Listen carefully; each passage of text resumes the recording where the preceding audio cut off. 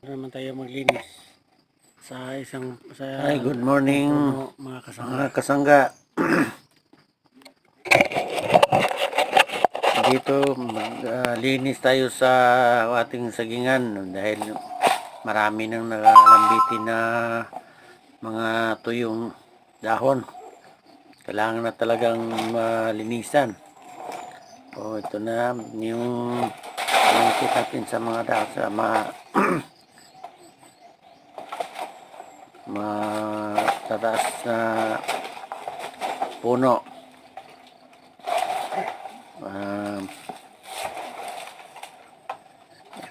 Lagyan natin ng sanggot yan sa dulo.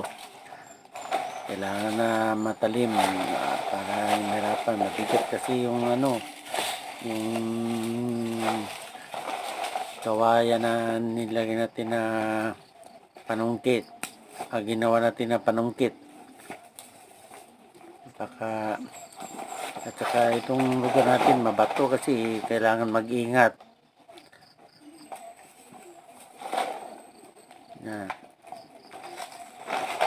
Kailangan na iligpit natin yung mga dahon, ilagay natin sa puno pagka yan ang magigiling pataba.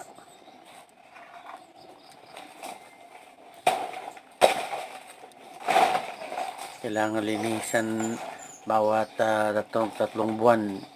Naglilinis tayo para naman may magbibigay ng magandang bunga na nakakatulong din to sa pang-araw-araw natin na pagkain. Yung iba ibibenta natin